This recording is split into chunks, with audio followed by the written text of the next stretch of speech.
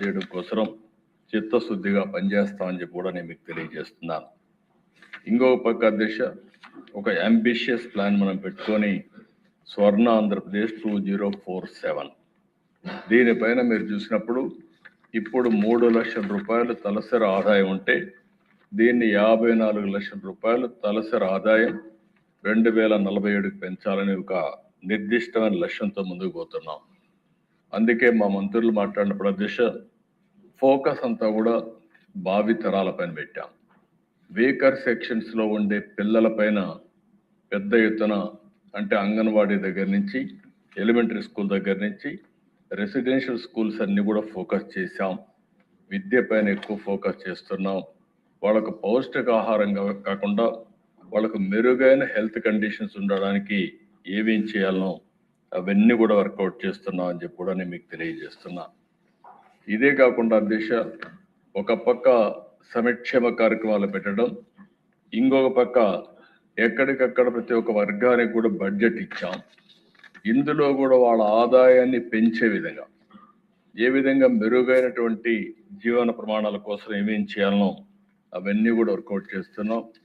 నేను వెచ్చించే టైంలో ఎక్కువ శాతం సంక్షేమ కార్యక్రమాల కోసం వీకర్ సెక్షన్స్ మీదనే ఎక్కువ ఫోకస్ చేస్తున్నాను. అంటే ఆ రోజు ఎన్డీఏ ఒక మాట చెప్తాం, రాష్ట్ర పునర్నిర్మాణం చేస్తాం, సంక్షేమ కార్యక్రమాలు ఇస్తాం, అభివృద్ధి కార్యక్రమాలు చేసి ఆదాయాన్ని పెంచుతాం, ఎవ్వరికి ఇబ్బంది లేనటువంటి సుపరిపాలన ఇస్తామని చెప్పి ఆ రోజు చెప్పాం. దాని ప్రకారమే ఈరోజు ముందుకు పోతున్నాం. ఇంకొక పక్క అధ్యక్ష ఒకసారి మనం ఆలోచించుకోవాల్సింది, నేను చాలాసార్లు చెప్పాను, P3 ద్వారా అంటే పబ్లిక్ ప్రైవేట్ పార్ట్నర్షిప్ ద్వారా ఈరోజు సంపద సృష్టించడానికి ముందుకు పోయాం. ప్రైవేట్ వ్యక్తులు వచ్చారు, రోడ్లు వేశారు, ఎయిర్పోర్ట్లు కట్టారు, ఇన్ఫ్రాస్ట్రక్చర్ పనులు చేశారు. దానివల్ల సంపద వచ్చింది, మెరుగైన సదుపాయాలు వచ్చాయి, కానీ ఆర్థిక అసమానతలు పెరిగాయి. దాన్ని దృష్టిలో పెట్టుకుని మనం P4 తీసుకొచ్చాం, పబ్లిక్ ప్రైవేట్ పీపుల్స్ పార్ట్నర్షిప్. ఇప్పటికీ 10 లక్షల బంగారు కుటుంబాలని 1 లక్ష మంది మార్గదర్శులు అడాప్ట్ చేసుకునే పరిస్థితికి వచ్చారు. నేను ఒకటే చెప్తున్నా, ఏ కార్యక్రమం అయినా దాని ఫలితాలు ఇమీడియట్గా రావు. దాన్ని నిరంతరం పర్యవేక్షించగలిగితే దీనికంటే మించిన ప్రోగ్రాం ఆర్థిక అసమానతలు తగ్గించడానికి వేరేది లేదని చెప్పి కూడా మరొకసారి మీ అందరికి విజ్ఞప్తి చేస్తున్నా. ఏ వీకర్ సెక్షన్స్ అయితే ఉన్నారో లాస్ట్ మైల్లో ఉండే వాళ్ళు ఆదుకోవాలంటే వాళ్ళకు తాత్కాలికంగా సంక్షేమ కార్యక్రమాలు ఇవ్వడమే కాకుండా వారి యొక్క జీవితాల్లో మార్పు రావాలంటే పిల్లల దగ్గర నుంచి వాళ్ళకు ఉండే ఆస్తులు కానీ, లేకుంటే ఇప్పుడు మనం అందరం మాట్లాడుకుంటున్నాం, ఇక్కడ మాట్లాడుకునే వీకర్ సెక్షన్స్ అందరిలో కూడా భూములు ఉండవు. వాళ్ళకందరికి కూడా ఓసారి మనం ఆలోచిస్తే కొంతమందికి ఉద్యోగాలు ఉండవు. కొన్ని వర్గాలు అయితే ప్రతిరోజు కూలి పని చేసుకుంటే తప్ప పూట గడవని పరిస్థితి ఉంటుంది. అలాంటి వాళ్ళని ఏ విధంగా పైకి తేవాల్సిన అవసరం ఉంది.